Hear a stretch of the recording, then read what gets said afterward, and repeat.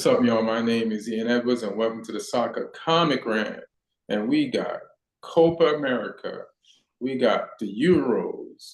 We got mad shit to go through. We're in a special situation where, like we're an American-based podcast, but we follow European football, and at the same time, the Copa America is going on. We're going to talk about both tournaments, and I don't know what the hell's going on with Alex. He's a Mexican American wearing an Argentinian shirt, so that's kind of confusing. But that's Alex. So and after I introduced Lee Hudson, stand-up comic from England, Southampton fan, and he's also following the English team in the Euros along with me. What's up? What's up, Lee? Hey, I'm still recovering from Thursday. And happened to sit through that. Although, yeah, I mean, some of the games have been so up and down. Like now that there's something at stake in these groups, because it started with a bang, the tournament, like super entertaining, and now we're in the crunch fixtures now, deciding who finishes where in the groups, and things are getting a little bit more tense. But no, I'm good. It's just I'm missing the fact that we had 3 games a day for a little while, and then that stopped now. So it means I have to find other things to fill my day with, which isn't good. I'd rather fill it with football. Shit, if you where I'm at, it's like Fox out here is covering the Euros and they're covering the Copa. So then they went from 3 games a day to 4 games a day to now 5. Like they covered both Switzerland versus Germany and Hungary versus Scotland. Now America versus Bolivia is on, and they got 2 more games after that. Like the last game is like 9 p.m. Like I think America Eastern Standard Time. So shit is just going on. But America's leading Bolivia 2-0 right now. And Alex, how are you feeling, fam? Are you watching both? Am I watching the Bolivia game, US game? Well, I mean, just Copa. Oh, like and yeah, I'm watching it, but I think like I like that you talk about Fox covering the Copa and the Euro because I don't know what they're doing. Like it's just I think like I sent you a post because like that guy said exactly how I feel about like when TVs are trying to ruin like the experience for all the fans. Like I'm subscribed to Fox, my dad subscribes to Fox, and somehow you have to pay like an extra subscription to the already subscription you have to watch the games. You do? I'm not. Yeah, I'm not. I cannot find the Euro. Like I would love to just be able to turn my TV on and just have the Euros happening, but you have to go through like another app, like Fox Sports One or something, that you have to basically add it to your package. And if you want to add the Euro, it's kind of like similar. You have to go through. I mean, you have to add it. So they're just ruining the experience. What type of Fox you got? What type of what? What type of Fox you got? I did not. I don't see the games on the regular Fox channel like regular Fox. I'm seeing it only on the cable. Like you have to basically pay cable and get the Fox channel. And if you want to watch it in Spanish, it's similar. You have to be subscribed to VIX. It's called VIX because now Univision, instead of just putting the games on the regular Univision Deportes, they're like, no, we're gonna add another new subscription for the Copa and for the Euros. It's just ruins it because you want to watch games back to back to back to back, but you have to be like having to be able to subscribe and stuff, and I don't know. I just don't like that. That's my rant for the day.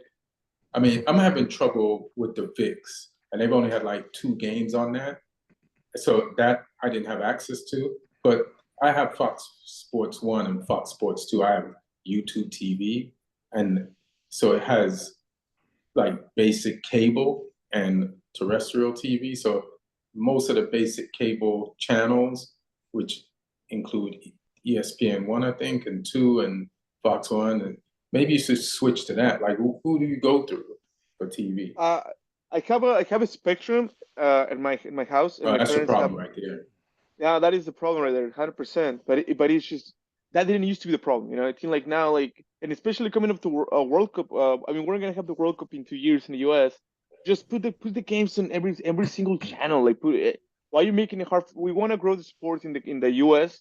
Put it in every TV. Like, don't make it difficult for people to watch games. I know football used to be free because they used to beg people to watch it, but now they got people watching it. They're like, now we're going to sell it to you. Now we're going to divide it up, which is why one of the main reason I didn't want to move back to England, not that I had any plans to, is because football, the Premier League is so difficult to watch there.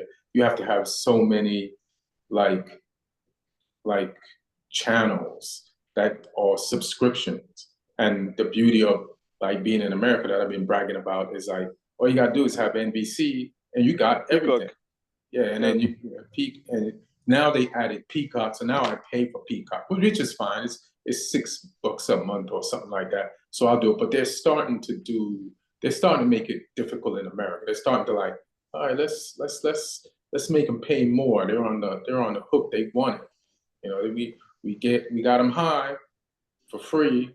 Now we're gonna make them pay for that shit. So well, yeah, I feel you because unfortunately, like I have like when I'm going through my finances, like with my girlfriend, she's like, what do we have Paramount? What do we have ESPN Plus? Why don't we have Peacock? And I'm like, okay, ESPN, that's FA Cup. I want to watch FA Cup games. yes, Paramount Plus, Champions League games. I want to watch them, and and Peacock Premier League games. So it's just too much, man. oh shit, I didn't realize how much they've done it to us. Like I'm all in. I got all of those, and they've been killing us. They've been killing us.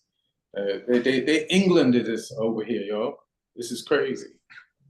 They Englanded us, but yeah, that's what it is. Lee, do you want to talk about England's last game so that we could talk about England's game coming up versus who England got? Slovenia on Tuesday. Like, Yeah. are I feel like when you were talking about the tournament so far, I feel like you're talking about it with the depression of England's, like the malaise of England's insufficient performances. Because I watched Scotland Hungary today and it was off the chain. Hats off to Scotland. Sorry you're not going to go through, but your players gave everything. I can't even complain about Scott McTominay. He was all over the pitch. I'm like, could he do that on a game-by-game basis for Man United in the games that matter? Like, there were no complaints about Scott McTominay today. And America just beat Bolivia 2-0 in the Copa America. So that game is over and something else is about to start. But yeah, I thought Scotland were terrible. you saw it, you did. Yeah, like they put a bit of effort in, but they didn't have a shot until on target until like 90 minutes or something. They were like it was like some huff and puff, but they were never going to blow the house down. Like they got Shea Adams up front. They're not going to. Right. They tried. I mean, in their defense, I think they should have had a Stonewall penalty. Yes. The fact that they didn't even go to VAR was nuts. I mean, the fact that the ref didn't even just give it on the field was crazy. Yeah. Because that was definitely a penalty. So I feel for them on that one. Do you think they didn't give that as a penalty because up the other end, this was just right after that? Yeah, the guy got cleaned out. Got cleaned out. So he's like, all right, should that have been a penalty? I'm not sure. I think it's hard to because they didn't really show like the close-up replays of it. Right. So I'm not sure who hit who because there was a whole bunch of bodies in there. Obviously, the keeper came flying out, but I mean, Scotland's keeper hasn't got near the ball at all this tournament, so I don't know if he was capable of getting near any players. Angus Gunn. So I don't know. Yeah, I need to see it again. I haven't seen any replays of it yet. So yeah, it's hard to tell without seeing it back whether or not that was an offence at all. But no one was really sort of insinuating that it was from what I was seeing online as well. But if he's knocked out, who knocked him out? You can't knock out a player and take him off in a stretcher in the penalty box. Like, who did that to him? Yeah. Like, I mean, I guess it's a tough replay to re-show, Like they only showed it like once from what I saw, and they normally on an injury like that they don't want to like show all the graphicness of it, but he got hit by somebody. But I did see from what I saw, the goalkeeper did get the ball, and a Scotland player. Yeah, it might have just been, there were people flying around. It could have just been an unfortunate one, which I think it was. But yeah, I mean, we'll see if they do show it again afterwards. Now they know that because apparently he's okay. He's broken some bones in his face, but Damn. he's going to be fine. Because for a while that was like on the field, that was scary. When they put the screens up, it's probably not. It's probably not going to be good. So yeah, I'm glad that he's not. In any danger. Obviously, it's still not a great injury to have, but it sounds like he's going to be okay. So, yeah, maybe they will show again. But yeah, I mean, like I said, I think Scotland should have had a penalty 100% for that one, which could have changed the course of things. I mean, they still would have come. They still wouldn't have come in the top two, but they would have had a chance of getting that third place, which, depending on results in other groups, could end up seeing the third place through. Yeah, I feel like they would have won. Is Scotland out like a surprise? I don't think I know much about Scotland, like the national team, but as you guys, but will this be a surprise, like them being eliminated already? No, no. No. They haven't qualified for a group stage out of the group since when? Never in any tournament ever, I think. Not. I mean, if they have, it hasn't happened in my lifetime.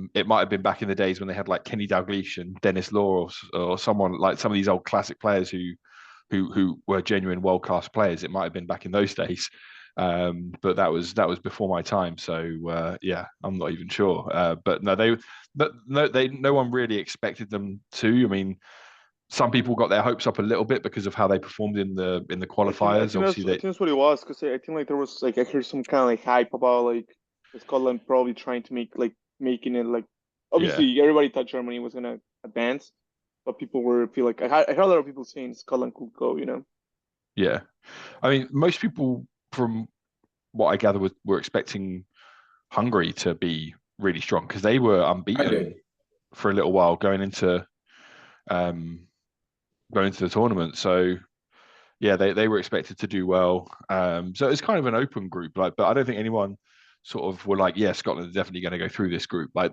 people thought they had like a small chance, but yeah, they just like they have quality in their team, Scotland. But there's certain key areas where they don't.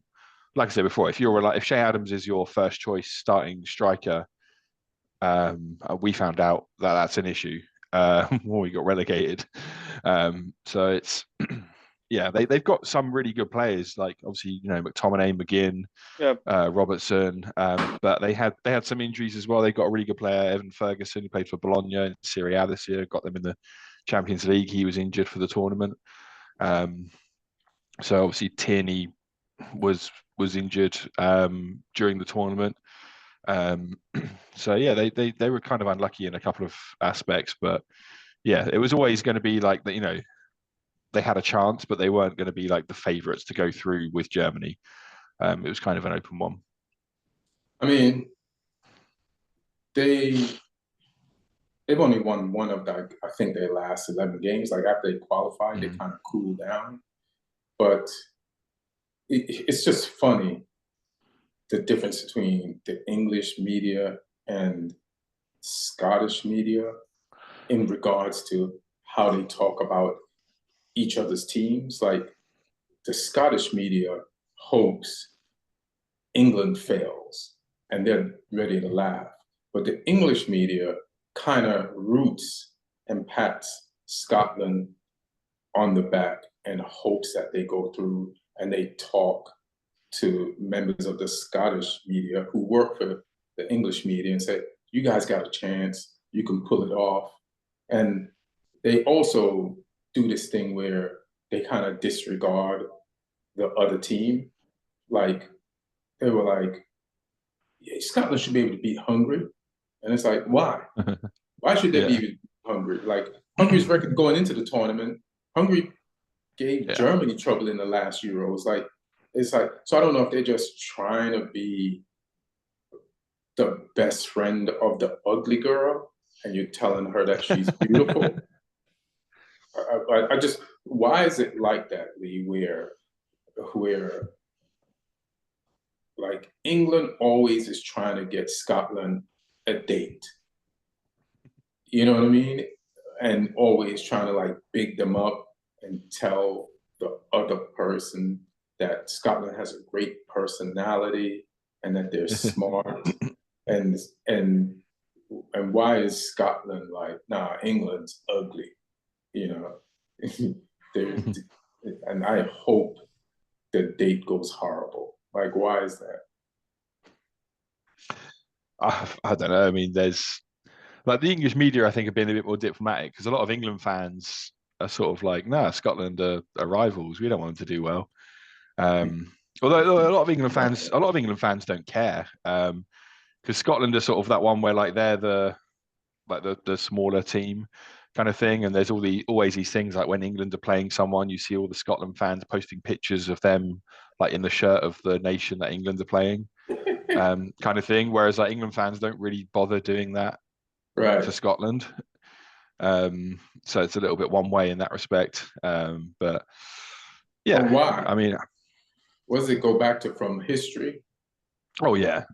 Oh yeah, there's yeah, there's a lot of deep rooted historical sort of things behind that. So that is what it is. Personally, I don't mind Scotland. I love visiting Scotland. I love Scottish people. But there's obviously certain things that English people have done to them over the years, where I'm like, I mean, give me a nation in the world who hasn't had something bad done to them by the English over the years. There's not many. We've invaded half the world. So yeah, and if England hasn't done it to you, your turn is coming soon. If England didn't do it to you, the descendants of the English, like the Americans, have probably done it to you instead. Yeah, and then in some small parts of the world, the Spanish or the Portuguese have done it to you. So it's one of them. But no, like I say, they had a chance in that group for sure, and they just didn't have the quality at the top end of the pitch, I think, to capitalize. Yeah, they didn't. I mean, what I did like about Scotland is again, England is playing like United plays, and it's crazy how they mirror each other.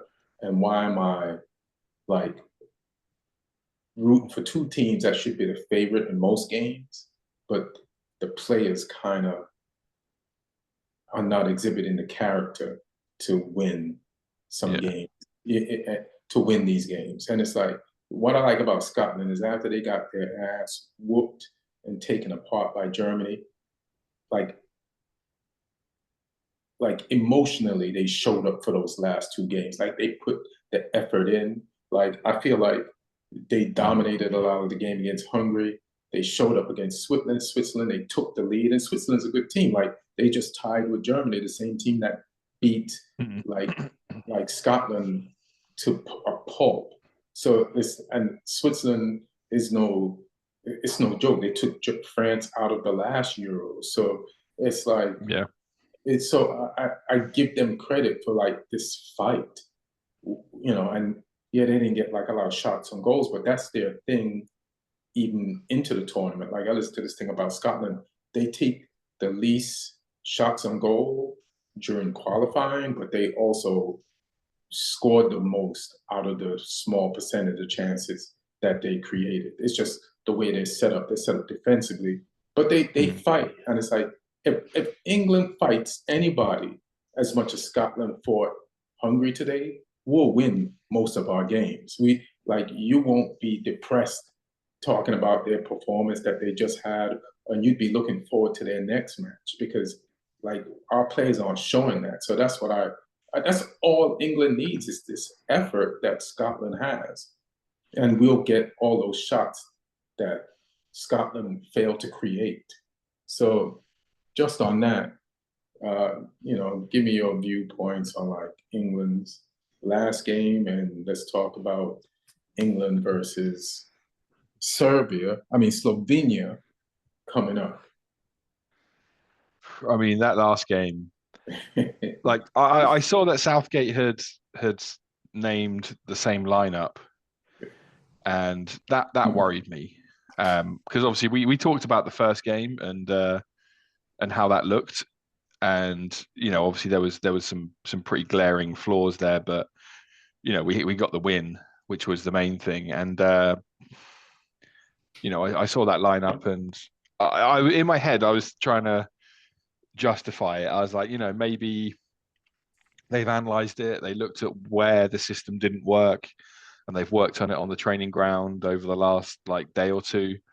And he's going to give it another try, but maybe with some tweaks and some different things going on. And then we just went out in that game, and it was like watching a similar performance in terms of we started okay, we got the goal, we went 1-0 up, and then we just became passive. But it was so ridiculous how quickly we became passive. Like they showed a graph of the average positions of the team before and immediately after the goal, and the team had retreated a crazy amount to just sitting around the edge of their own box, which was pretty insane. And Southgate hasn't helped himself with some of the random things he's been coming out with after the game, where he said we've still not replaced Calvin Phillips. And you've had a lot of time to do that.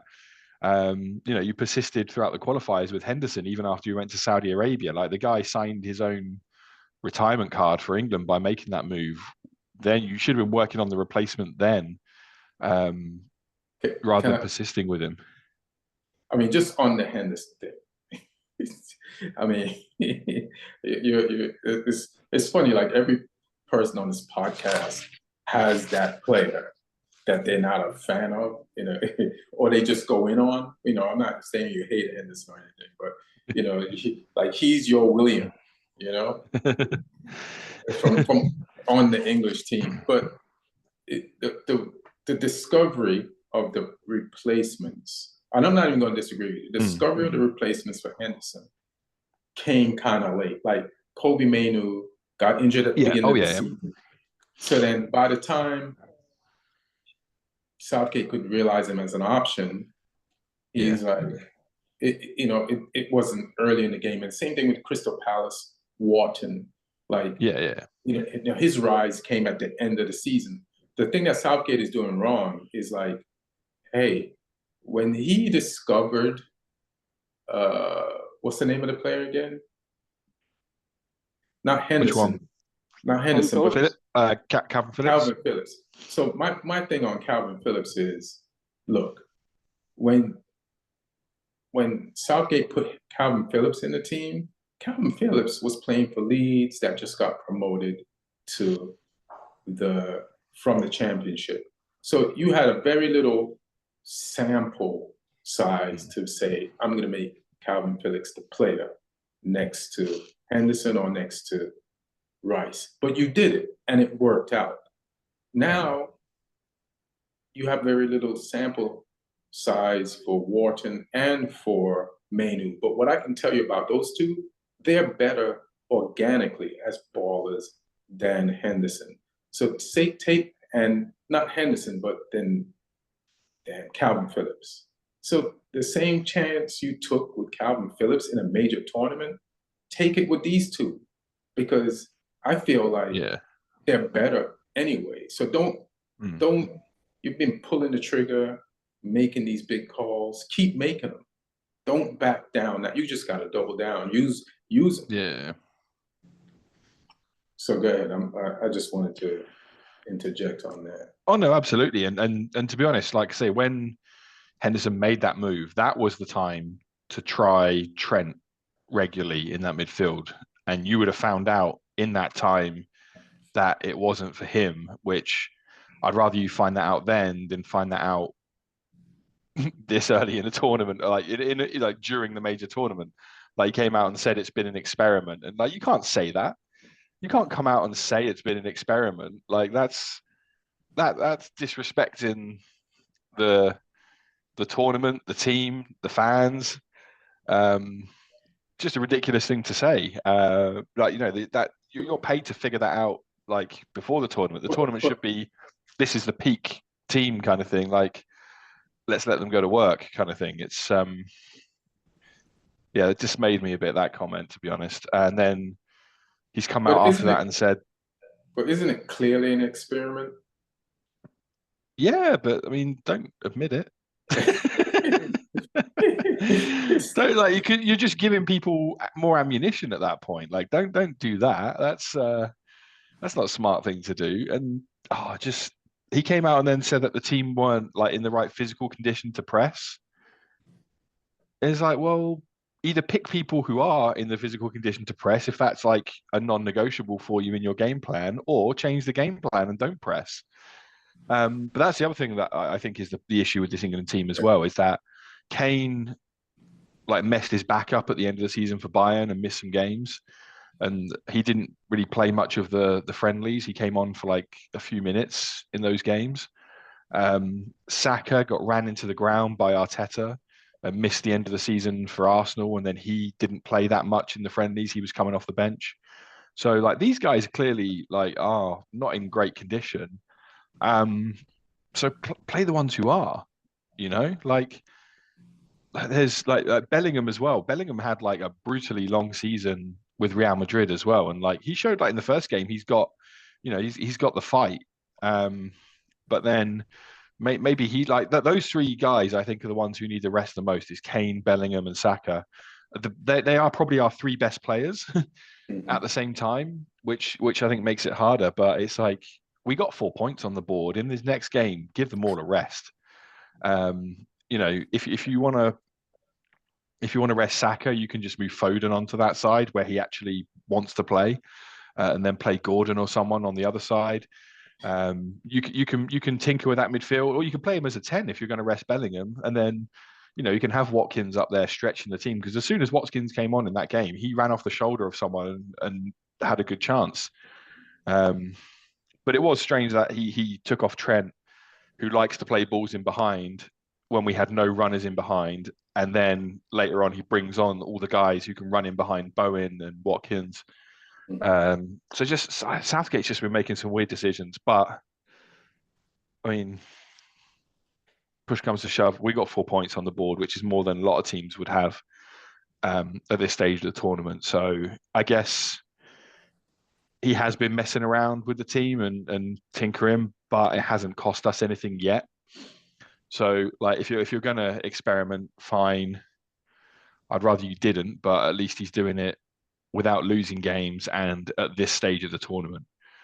Because I hope that has given him enough sample data to now go, okay, I know what I need to do for the rest of this tournament now with this team. But I mean, if he puts Mainoo or Wharton in now alongside Rice in that midfield, they got to learn with less time now than if he had played one of them in the first game. Mainoo's played. Mainoo he came off the bench in those games, but right. Who do you think you should put there, Wharton or Mainoo to start with Rice? I think it depends on what he's looking for most out of the team. What are you looking for out of the team? I'm looking for more control, to be honest. And to my mind, like I think they're both good players on the ball, but Wharton, I think, is just ridiculously good at receiving the ball from the back, playing out and having someone behind him and turning them and facing forwards or playing off one or two touches. I think Mainoo does that really well as well, but I think Wharton is on a different level with it. I think Mainoo offers a bit more like energy.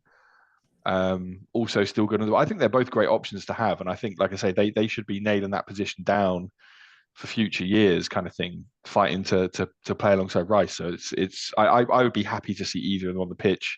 I would rather one of them than Conor Gallagher.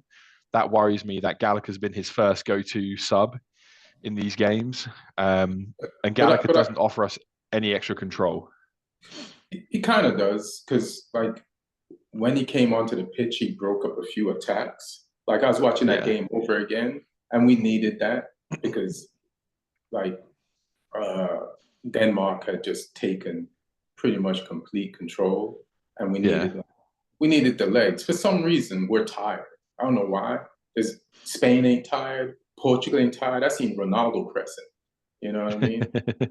Which is crazy. Like Ronaldo is not a presser. So I seen all the other teams that look like they're in control of everything, like pressing. So the crazy thing, we did press a little bit more in this game in Denmark versus in Serbia, because I watched some of this game over. This game wasn't as bad, but I get it. Like you tie 1-1, and we're supposed to beat Denmark. It doesn't look good.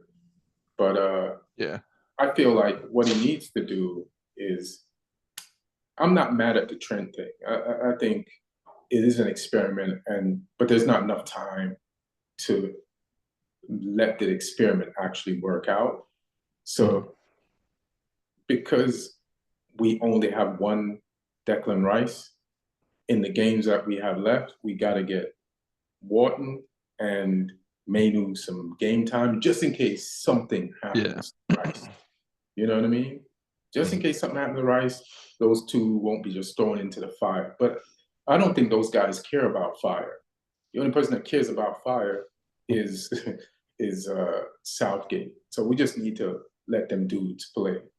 And like I said last week, let's bench Foden and bring him in fresh off the bench to be 10. Everybody's like wants to like compromise all the other players' positions on the field just to get him in there.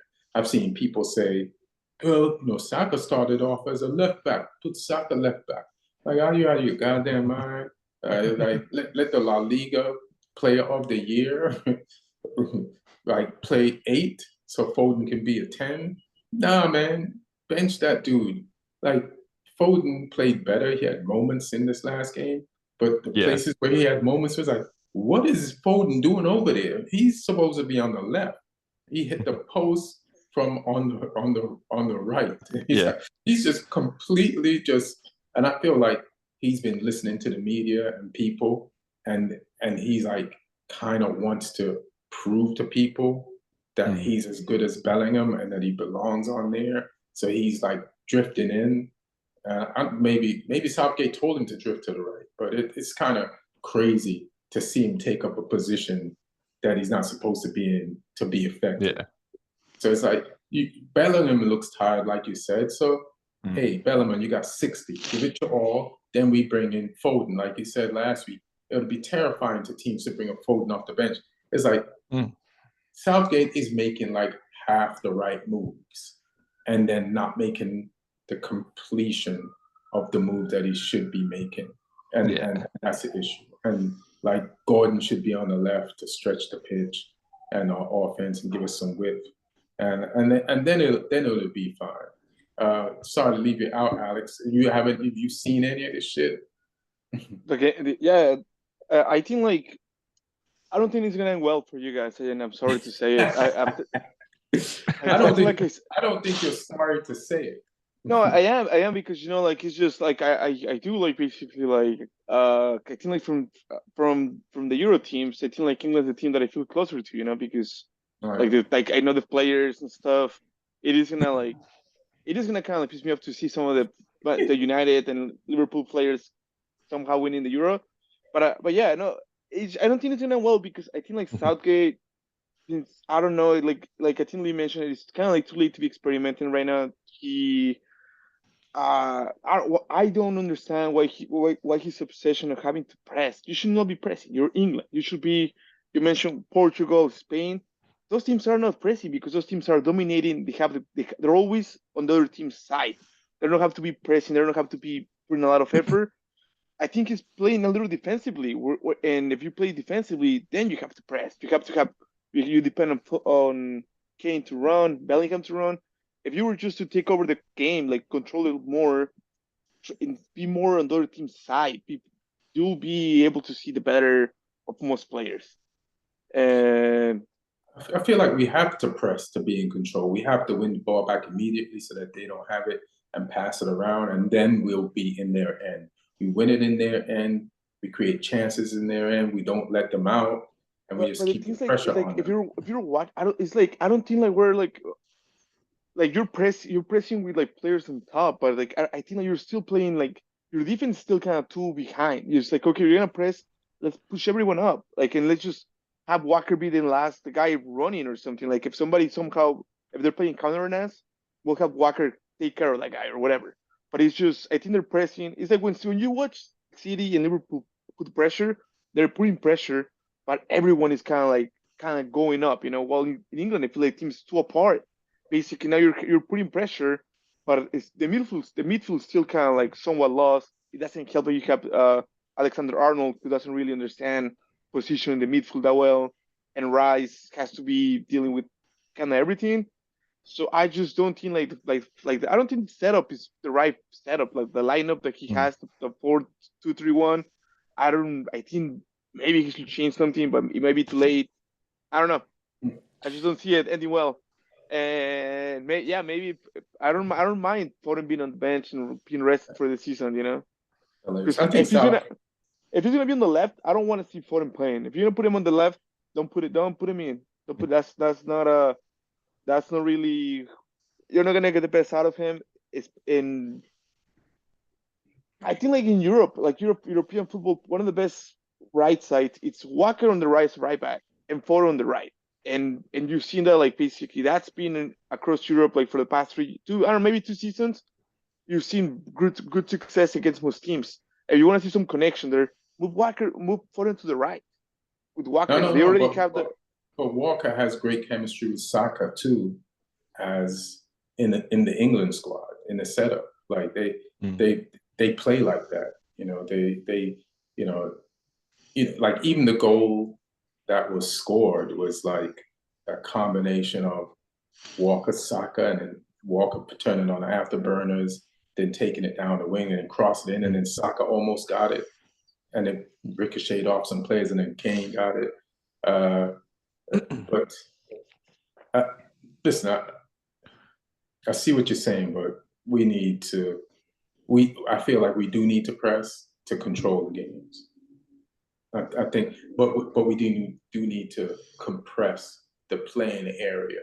And I like Guehi. He showed me in this game. Like I'm just learning about Guehi. It's like, and he's the best player so far, and he has so much speed. Like at the, how England was trying to get.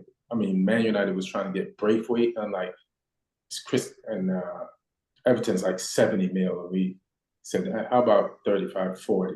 And they're like, nah, we want 70. And I'm like, hell no, hell no. Just based off these two games, I would pay that for Guehi because I see his speed, I see his strength. Like that guy's worth it. That wouldn't be a mistake. That wouldn't be another Maguire. And Mm. I feel like we can play a high line with his speed and with his strength and his recovery speed and Walker's recovers. Play the high line. Let's press. Let's get at these people. Let's turn them over. And then these offensive players can do their thing. We'll have all these offensive British players, the best in multiple leagues, winning the ball back in the final third and creating chances. So I think we should do that. Any I feel like thought? Go ahead. I feel like the pressing, you have to do it less the better you keep the ball. And that was one of our big problems against Denmark. We were coughing up the ball way too easily. Like some of the playing, I mean, it didn't help that the pitch was falling apart in front of the players' feet, but it was some of the attempts to play out from the back were poor, and then Pickford just started panicking and just going long I mean, they constantly. pressed us, and we couldn't Yeah, deal with their press. That's why we yeah. need. So it's like here's the crazy shit. This is how much the English media protects Harry Kane. Like that goal, and I'm not doing What was this. he doing back in Yeah, the but corner there? it's like not only that, like that's basic football 101. You don't cross the ball across the midfield like that. We talked about a goal like that when the tournament started, where it was Netherlands versus, I forgot who they played, but somebody did the same. It was a left back who did the same thing, and it ended up being a goal against his team. And Harry Kane does the same, just a panic cross. And it's Harry Kane has so much quality. Like, why did he do that? But the fact is, nobody's bringing that up. And I feel like if it was like Saka got more heat on the front pages of a friendly for the negative play of England than Harry Kane gets for the penalty missed against France and that goal or an assist that he just gave for Denmark's equalizer. So something shady's going on. And I don't want any player to go through it, but you can't tell me that there ain't some protection system in place for a white player like Harry Kane, who is the England's like media darling. And it's the same darling media that's trying to get Foden to start as a 10 and Jude Bellingham to be an 8 or come off the bench. It's just bananas. Yeah, I mean, and that's the other thing as well, is that like when your striker is dropping that deep into the corner, that makes it easy for the opposition to press us, because they haven't got to worry about a threat at the other end of the pitch. They're like their main guy has gone down there. We can all just push up now and compress this area. And yeah, they we kind of played into their hands a little bit at times. But that was just the disappointing thing, was just the lack of quality on the ball, the lack of control, which helped Denmark's press out, the lack of press on our end. It just, it was a hard watch, that game. It was a tough watch. What do you think about, how do you think the Slovenia game is going to go? What if we beat Slovenia handily? And I don't think we could rest players. I think we have to go at them, but I think we should use all our subs and get more people acclimated. And the people who do start, go 100%, and then you will be replaced by another set of players who will go 100%. Yeah, I think the main changes I just want to see, regardless of who it means taking out, like I think the big changes are, can't have Foden left wing, can't have Trent midfield. They're the ones. They're the main decisions for me. Like I say, if that means you bench Foden, if that means you bench Trent, then so be it. I think they both got something to offer, but not in those positions. I think Trent has something to offer as a right back if we're not playing a team that's going to hurt us in behind. But I still think Walker's the number one choice there. And Foden could do a role for us as a 10 or as a right winger. But if Saka and Bellingham are both fully healthy, they play in those positions. So he's going to have to be a sub. Like I say, unless they want to rest Bellingham, unless they want to rest Saka. But I just want to see an actual player that's going to stretch the pitch on the left wing, and I want to see a player who's going to give the team balance and help us playing out under pressure in the centre midfield position. So for me, that's got to be Mainoo or Wharton, and on the left, that's probably got to be Gordon. Because people have been talking about Palmer, but Palmer's not a stretch the pitch, running behind kind of player. Palmer's a clever player. Palmer's a getting into central areas, getting in the box, around the box, finishing chances kind of player. So people have been talking about Palmer. I mean, Palmer's had a ridiculously good season, but in those central areas, as a sort of inside winger or as a 10, he's behind so many people. He's behind Foden, he's behind Bellingham in those areas for me. So it's got to be a winger, like I say, that's going to stretch the pitch, which is like what on the left Gordon would do. It should be Gordon, just because, again, like the little connection with Trippier, when they play in Newcastle, they have the chemistry already. So if you're kind of like trying to experiment, like that's not really an experiment. That's something that's been something that proven because they played together 40 games this season. Yeah, I mean, you bring up Trippier, and that brings me to another thing: is the still, like we said it at the start, and we said it after the squad was announced, the madness of not taking any left backs apart from Luke Shaw, who still hasn't even trained properly yet. Like that guy might not see a single minute of a Euros game, which is insane that there isn't another left back in the team because Trippier does a job. Trippier's solid. Like he defensively, he's sound, but he messes up the balance of the team going forwards, especially when you've got a left winger like Foden that's going to play on the inside as an extra 10 almost. And then Trippier has only got a right foot. So it's like we got nothing on the left. I saw a chart showing they split the pitch into thirds, showing where the England attacks were. And it was all just heavily weighted to the right side, a little bit in the centre, and nothing on the left. Absolutely nothing on the left. So if you're Denmark, you're like, okay, well, we know which side we need to defend. We can leave that other side. Nothing's going to happen over there because no one's there. Yeah, that was the other frustrating thing as well. And yeah, him not taking a left back that is actually going to be able to be fit to play is negligent. Well, I think Southgate has 2 days to look at that map and realize the error of his ways. I mean, I feel like Southgate is a genius, and this is the last thing I say on England. We went into the tournament as favorites, and it's too much pressure for an England team that hasn't won any tournament since 1966 to go into a tournament like the Euros as favorites. So he's like, Trent, get in the middle, unbalance my team. Foden, get on the left, but drift in the middle and fuck it up for Kane and Bellingham. And I want us to get 4 points, but I need us to not look great. Now, nobody thinks we're the favorites. Everybody thinks Portugal is the favorite. Everybody thinks France is the favorite still. Everybody thinks Germany is the favorite. Now, like Alex comes on and says, I don't think it's going to end well for you guys. Perfect. This is where England needs to be. Now we've just made ourselves underdogs in a tournament that we entered as favorites. It's perfect. So now we can win from there. And I think Southgate has played this well. You guys are playing checkers. Southgate is playing tic-tac-toe. Tic-tac-toe chess, maybe. We'll see. But I like the pressure. And I also like that for the first time in his England managerial career, that Southgate is getting a little edgy.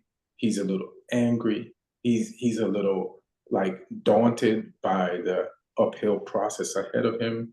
So I like to see a desperate Southgate. Like he's always kind of cool, but he's lost his like coolness with the media. I was just when you watch these press conferences, so he realizes like he has to do it, and I think that's kicked in. So let's see what he does when he's desperate. You know, let's see if he yells at the players. Let's see if he's too comfortable as a manager, and he needs to be uncomfortable, and I like that. So let's see where this goes. What y'all think of Spain's performances so far? They got Albania coming up. I mean, I thought they would be a good team, but they've surprised me with how good. Because I thought they were still in a transitional period where they were, you know, they got youngsters coming through like Yamal and Pedri, and obviously, you know, a lot of the big start that team. There's not really many huge superstars in that team or players where you're like, you know, they're at the absolute peak of their game kind of thing. Like there's a couple of players that are sort of slightly past their best maybe, or you know, they're still very good players, but they're not like, you know, the same players they were maybe 3 or 4 years ago. And then you've got a lot of young players coming through. You know, this isn't the Spain team with Xavi and Iniesta and Villa and Ramos and, you know, all these guys and Xabi Alonso and Casillas and all these guys. But the way they've played in these 2 games, they've been my favorite team to watch in terms of just the fluidity of the football and the way they've attacked teams. So impressed with Spain. Yeah, in a scary way. They impressed me. How do you feel about them? And Italy too. How do you feel about Italy, Alex? Well, I think like I'm surprised with Spain. I was not expecting that in 19. Like, if I'm telling someone who doesn't really watch football, like, hey, watch this team. This is like a good team to watch. They're playing nice. It has to be Spain currently. They're just everyone, and I'm surprised because you got guys like Corella, what's at Chelsea. People at Chelsea just want him gone. They're like, get rid of this guy. And somehow he's playing. Somehow he's playing like prime Marcelo. Like, I'm not joking. Like, this guy's running like he's Yeah. just running, putting crosses, running back and forth, defending perfectly. I think like I watched him for like one half, and I was just like, damn, if this guy would have ended up at City, we would have been sad. He would have been such an. He played. He's playing amazing. I think he's gonna probably make, if he continues like that, make probably best left back of the group stage, Cucurella. And then you add players like Rodri, who's Rodri's just fantastic player. Never it's hardly ever makes a mistake. Always plays the right pass. With Pedri and this guy Fabian Ruiz, who's also just I didn't know how good Fabian Ruiz is. Like, I'll take him. If he wants to join City, well, come in. Come along. You've got the And illegal funds to buy him. yeah, he'll come. Like, what team does he plays in PSG, right? I think PSG or Napoli. I think he's former Napoli. I think he's at PSG right now. Okay, yeah. So we cannot afford them anymore. It's too expensive now with PSG. But yeah, you got players like that just playing like great football, and you add that kid Jamal who's doing homework during the Euros. He's doing his homework Mhm. before the game. He's doing homework. That just tells you like the respect. He's like, you're about to play Italy. Okay, I gotta finish my math homework. Give me a minute, and then he goes and just destroying players. Can I just say something to Lamal? Just quit with the homework already. You're never going to use it. Soccer is your future. Focus on your future. LeBron graduated high school and just never went to college, fam. That's right, but this guy has not graduated high school. He's still You like don't need it. You don't need a high school diploma for what? You're in the Euros. You don't need that shit. Your future. You're in your future. It's like, listen, if you're a genius, and even if you're good at school, you you leave school early yeah. and start working. Like Zuckerberg dropped out of Harvard to start Facebook because this is what I need to do. And then there's other examples of Harvard people who left and started their social media. You don't need this, spam. Yeah, Leave because that he's doing shit. homework. He's doing homework because that's hard for him. The homework's hard. Playing football is not. That's his challenge of the day. Not playing against Italy. His challenge is finishing his math homework. He's like, oh man, this is hard. That defender that is scoring me, not really. That's the reason why he needs homework to have some challenge. That is true because it looks easy for him out there. Uh, I want to talk more about we got to go to Copa America and then get out of here. I just want to talk about Jamaica versus Mexico, and not even the game so much. Like, this is going to sound disrespectful for Mexico, but what have you done to have such acclaim and respect in the football world? Like, what have you won? Like the reverence with which, like Jamaica put on a decent team on that field, and Jamaica has done good in tournaments lately. But because Jamaica put up a fight against Mexico, with which they have players like Antonio was great yesterday, and we have other players from the Premier League or from Europe on the team. Plus, Jamaica, they've been putting some money into their football. They've been hiring better coaches.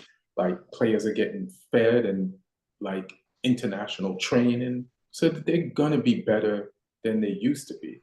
But because they put up a fight against Mexico, they make it look like they literally said that Mexico is not going to be happy with their performance because they struggle against Jamaica. It's like they didn't accidentally struggle against Jamaica. Like Jamaica fought them. The disrespect, and it's like you talking about Mexico like they're Brazil. Like Mexico ain't won no significant shit in their history, and it's not to diss them, but the the way I've always heard Mexico being talked about in soccer, they've been talked. It's like it's always made me go back and say, what does Mexico want? And then when I see that they ain't won anything, I'm like, what the fuck are these commentators talking about?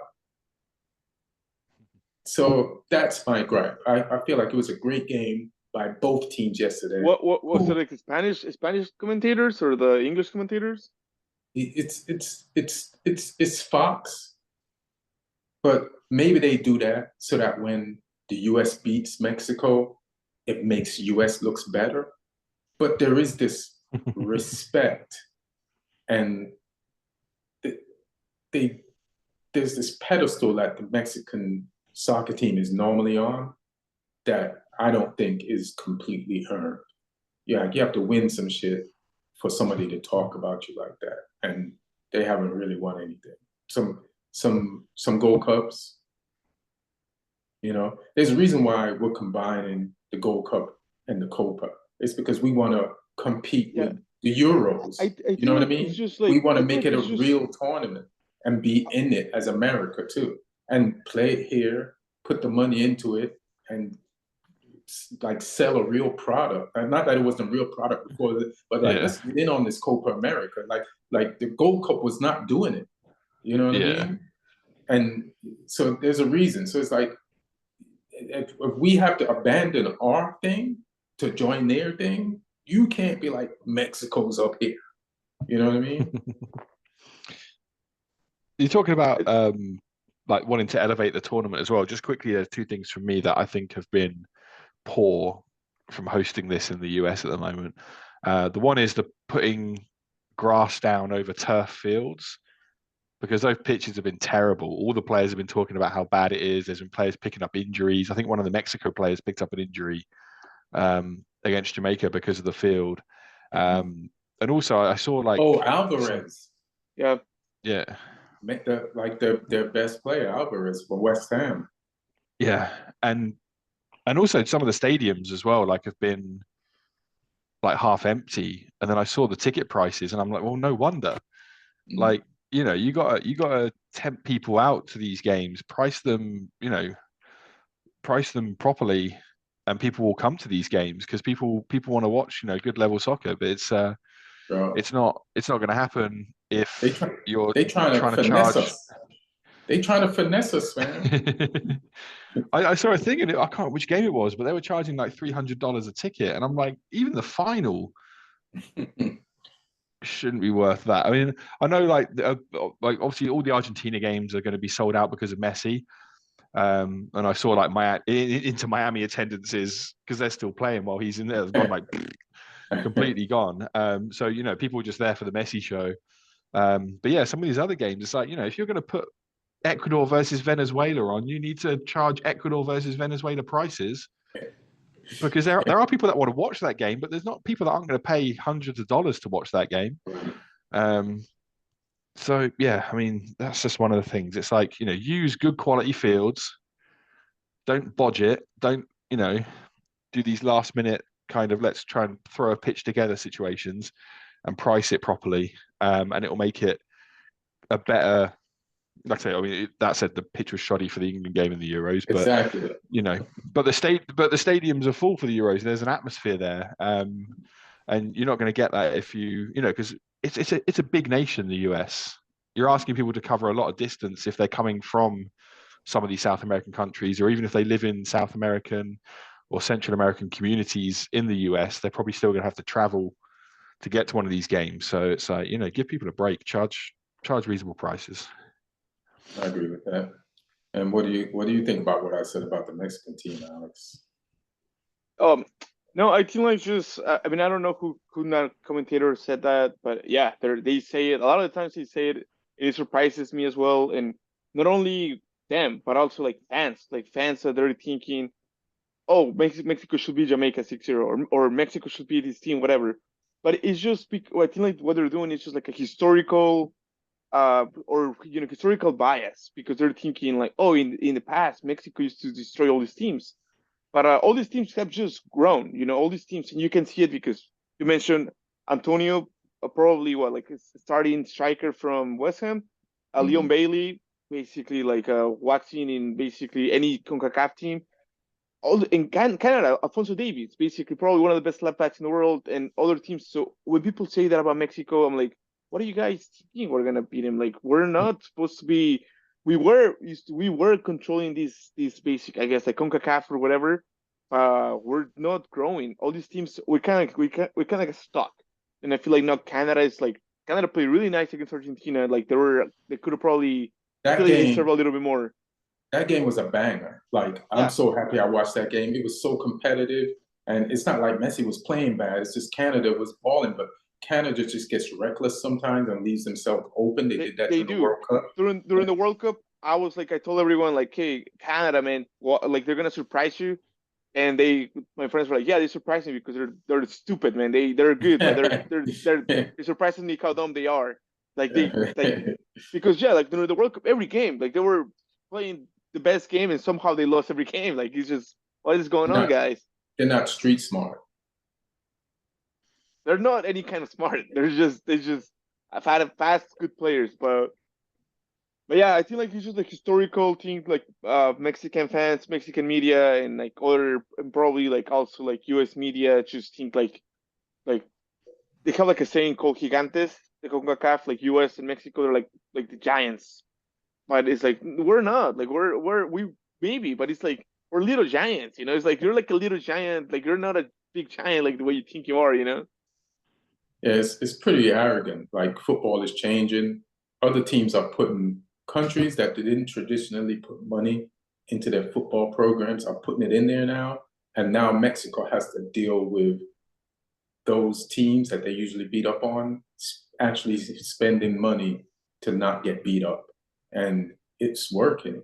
And then I don't know if Mexico, I feel like Mexico's still putting money into their football program, but other teams like Canada's a big ass country, America's a big ass country, Jamaica's a little country, but when it comes to like running and certain athletics, we're good at it. And so, those teams are going to be competitive, and every once in a while those teams are going to have those players like like homeboy from Bayern Munich is a baller, you know like we've seen him destroy Messi himself playing for Bayern Munich and win the semifinals of the Champions League and then go on to win. So these guys, they play And in Europe. there's a reason he's gonna go to Madrid, and probably once he goes to Madrid, he'll be.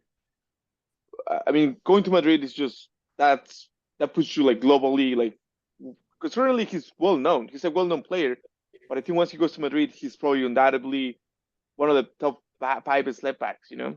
I feel like United should just buy him because Madrid has to pay 50 mil for him because Bayern, I said this before, Bayern ain't going to let him go for free this year. They're going to sell him. Don't let him go to United, man. Let him go So to Madrid, please. I feel like United should just, because we can't rely on Luke Shaw, and this guy's a left back, right? We want this area CONCACAF to do well. We don't want him going United. You know, we want him winning Champions Leagues with Mbappe, man. But we'll start winning. Like, we're winning cups now, fam. Like, we All just right. got to build. We're going in the right direction. We just need cover. So And I was gonna ask you a question earlier because you before the podcast you said they kind of mentioned to you like during I like Copa because you go to a bar and you see like kind of like Colombians reuniting for like the game or Peruvians everyone at a bar, and yeah you might not really think your team's the best or you're there for the vibes just to see family catch up or whatever, and you mhm. said that you have like something like an idea of what happens or whatever like in the U.S. I said I had an idea of why it happens.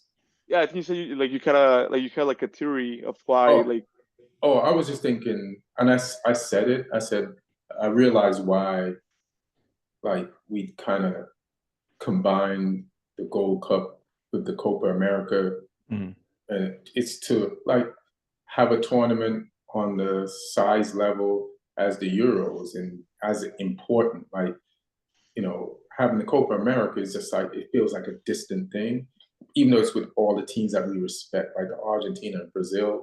But to play the Copa America in America, which they did once before, but now to add Canada, who qualified first out of the CONCACAF group for the World Cup last time we had the World Cup, and then have America in there and Mexico, and then sprinkle some Jamaica in there, let them get some more experience playing these teams, and it's just growing football in the region, and maybe the Copa America will never be the same again. Maybe this is how they will always do it. We'll combine in the CONCACAF with the Gold Cup. Is it the Gold Cup we do? What is that? And just do it that way, and then have this big expand this tournament and make it, because I'm watching it more because they're showing it here. Like I just hear about the results of the Copa America, but now people in America, you got, why waste the Messi? Like let him be for everybody, like why waste Vinny Jr.? Like why not waste him, but like share him, like share these people with viewers who would love to see them and expand, just everything football. America beat Bolivia 2-0.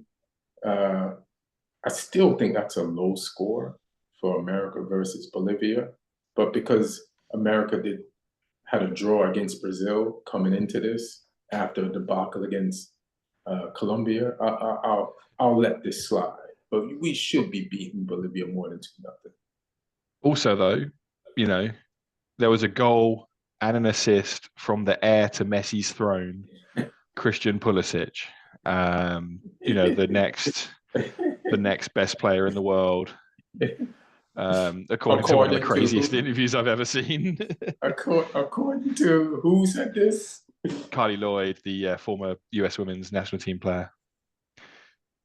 Yeah, she was talking about how good Messi was, and then she was like talking about Bellingham, which I think is even a stretch to compare Bellingham to Messi right now.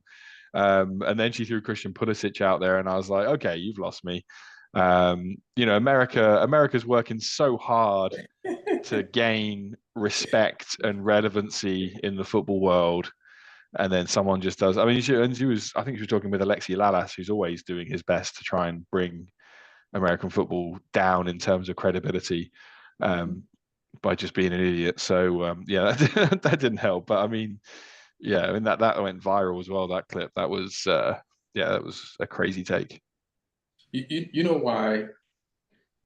Sometimes when you watch players play, like European players play, and even when they're monsters on the pitch, you don't really get to know like how humble they are and where they came from until they become a panelist on an American broadcast that's covering a tournament.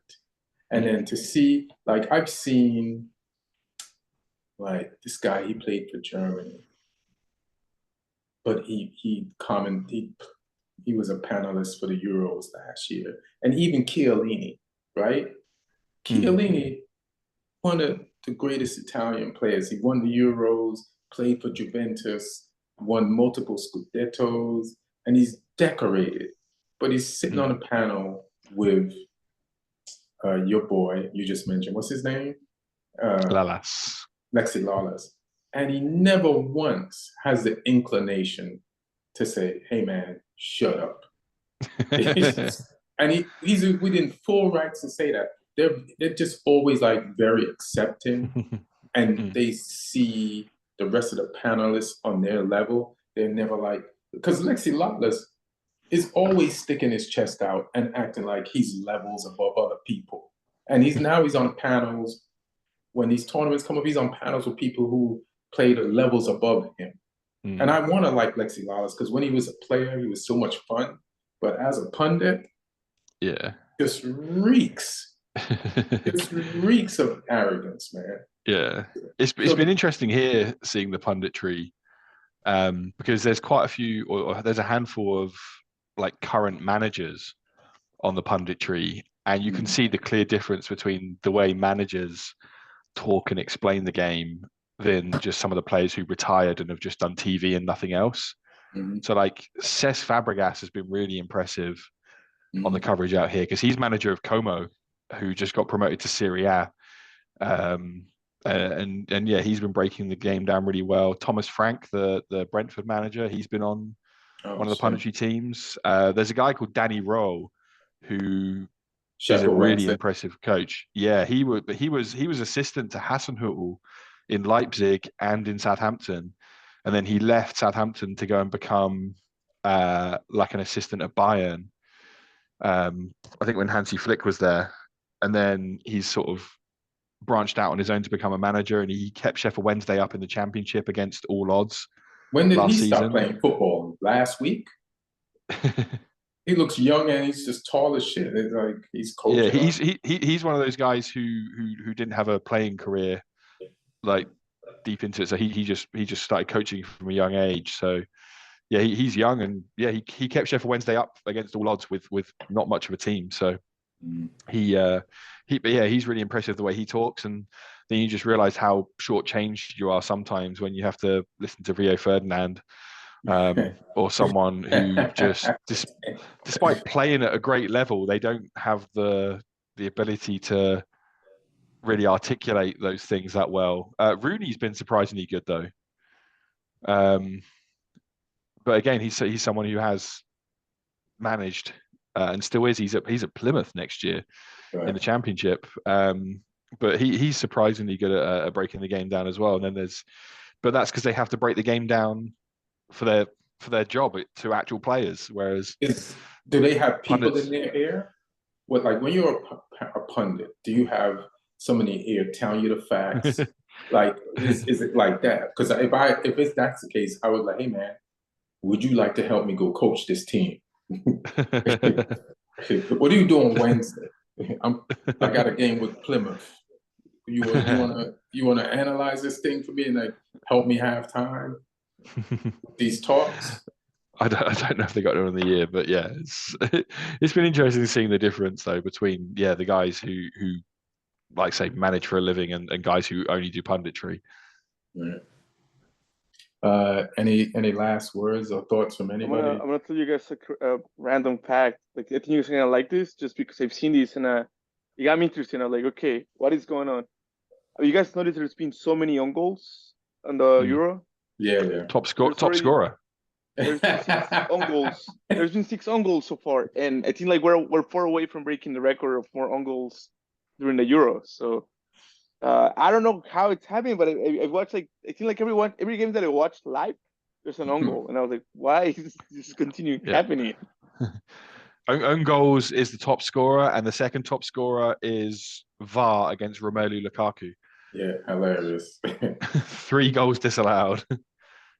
And speaking of that, Belgium has been balling, and Lukaku's been balling. He can't resist the temptation to go offside, even by a Well, toe. Belgium just pulled up last game, but the first game Belgium did not show up. Like I mean, kind of, but basically, like this group is interesting because they all have 3 points. They all have Mhm. 3 points, and it's just it all comes down. I actually don't know because I think like I heard like if they tie, like something weird happens because I of the think everybody tiebreakers. in that group has 3 points. Is that the group where Yes, everybody's got three yeah, points? everybody gets 2 points. So if like the next games there's 2 draws, like I think like something weird happens. I don't know what it is. I didn't really look more into it, but just currently I think like it will go based on difference on goals or something, and then like head to head something. Yeah, I feel like they get out the group. I feel like even in the first game, they created more chances. It's just that that other team put away that chance, and then Lukaku. VAR is just marking the shit out of Lukaku. The defenders can't, but VAR is really holding holding the defense of those other teams down. But he's offsides. Offsides is offsides. Mm-hmm. But yeah, all right. This has been a fun one. It's 9 o'clock here. Can you believe that there's probably 2 more games, one in progress and one more, I think, or I can't. Maybe I'm wrong in the No, Copa it's just Uruguay, Panama. or at Panama. I Yeah. wonder how much the tickets for that. Or at Panama. Like, Let come me look on. it up. I'll tell you. All I'm right. going to go on Ticketmaster right now. Let's have a look. Let's see if they're actually any at a reasonable price. Well, they're playing in Miami, so Ticketmaster. it's probably gonna be expensive. Uruguay, Panama. Whole Foods Market may close within 1 hour. Right, I got it here. Ticketmaster. This one's not too bad. $75. All right, that's reasonable. Yeah. Well, that's like on the upper seats, like all the way. Yeah. It looks like there are a lot of them left though.